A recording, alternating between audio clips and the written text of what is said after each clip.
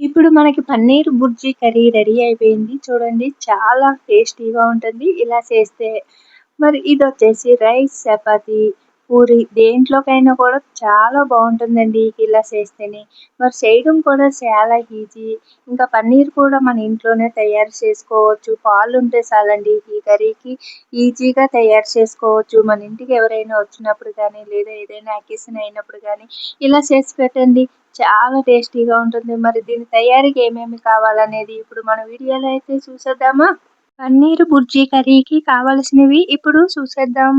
ముందుగా ఒక ప్లేట్‌లోకి రెడీ చేసి పెట్టుకున్న పన్నీర్‌ని ఇలాగా చిన్నని ముక్కల కింద ఇలాగా తుంచుకుందాము.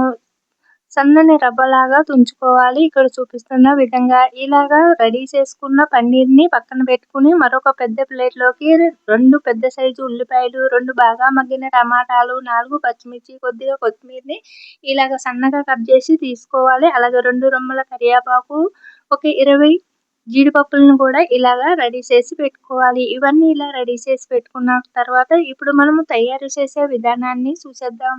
ముందుగా ఒక కడాయిని స్టవ్ పై పెట్టుకొని స్టవ్ ఆన్ చేసుకొని కడాయిలోకి 1 టేబుల్ స్పూన్ నూనె, 1 టేబుల్ స్పూన్ బటరు ఏసి కరిగించుకోవాలి. ఇది కరుగుతున్నప్పుడు చిన్న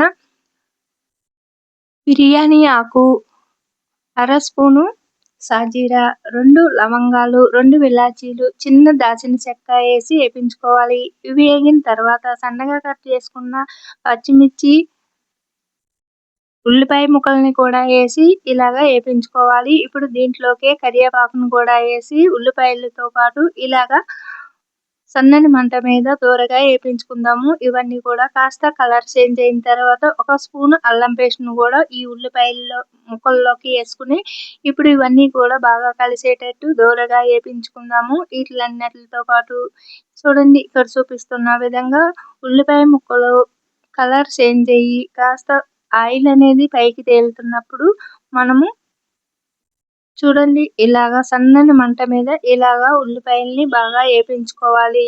ఈ ఉల్లిపాయ ముక్కలనేది ఇలాగా సన్నగా కట్ చేసుకొని వేయడం వల్ల మనకి కర్రీకి టేస్ట్ బావుంటుంది. చూడండి ఇప్పుడు మనకి ఉల్లిపాయ ముక్కలు కూడా కలర్ చేంజ్ అయిపోయింది కదా!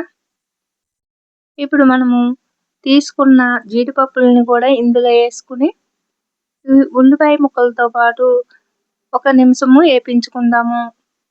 ఇప్పుడు ఉల్లిపాయ ముక్కలతో పాటు జీడిపప్పు కూడా ఏగింది కదా! దీంట్లోకి సన్నగా కట్ చేసుకున్న బాగా మగ్గిన టమాటా ముక్కలను కూడా ఏసుకుందాము. ఈ టమాటా ముక్కలు కూడా ఇందులోకి కలిసేటట్టు కలుపుకుంటూ సన్నని మంట మీద ఈ టమాటా మెత్తబడేటంత వరకు ఇలాగా కలుపుకోవాలి. ఇప్పుడు దీంట్లోకి పావు స్పూను పసుపు, అర స్పూను కారము, చిటికెడు గరం మసాలా, అర స్పూను సాల్టు, అర స్పూను ధనియాల పౌడరు ఏసి అంతా బాగా కలిసేటట్టు కలుపుకోవాలి. ఇంకా సాల్టు, కారము అనేది మసాలాలు అనేది మీరు తినేదాన్ని బట్టి ఏసుకోండి. కొంతమంది ఎక్కువ, తక్కువ తింటారు గదా! అలా కాకుండా మీకు ఎంత తీసుకుంటారో మీకు ఎంత కావాలో అంత ఏసుకోండి. ఇలాగ అంతా బాగా కలిసేటట్టు కలుపుకోవాలి. ఇప్పుడు మనం ముందుగా చిదిపి పెట్టుకున్న పన్నీర్‌ని కూడా ఇందులోకి ఏసేసుకుందాము.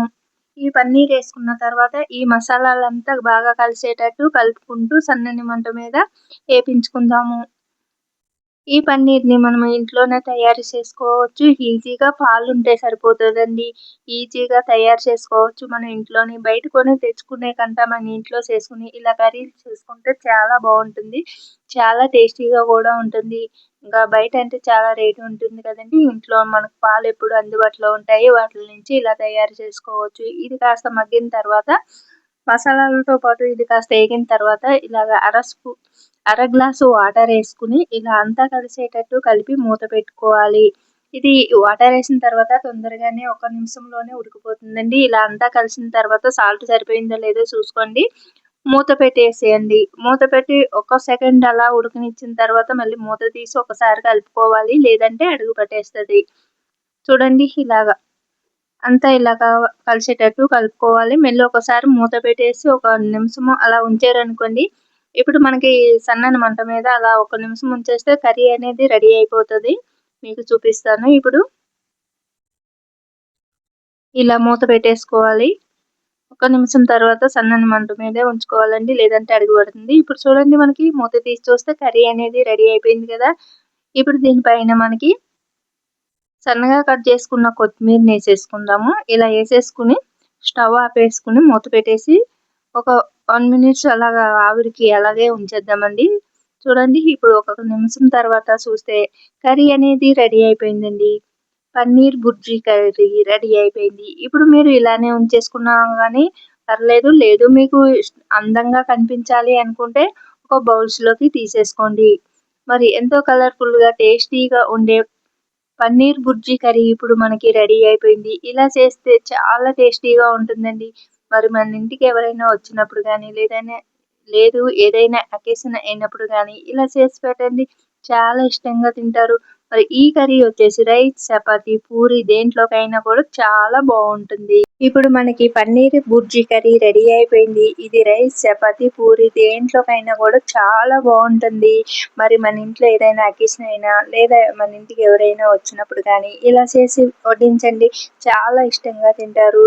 మరి చాలా టేస్టీగా ఉందని ప్రశంసలు కురిపిస్తారు. మరి ఎంతో టేస్టీగా ఉండే ఈ పన్నీర్ బుర్జీని మీరు కూడా ఒక్కసారి ట్రై చేయండి. నచ్చితే లైక్ చేసి, షేర్ చేసి మన ఛానల్‌ని సబ్స్క్రైబ్ చేసుకోండి. మీ సపోర్ట్‌ని అందించండి.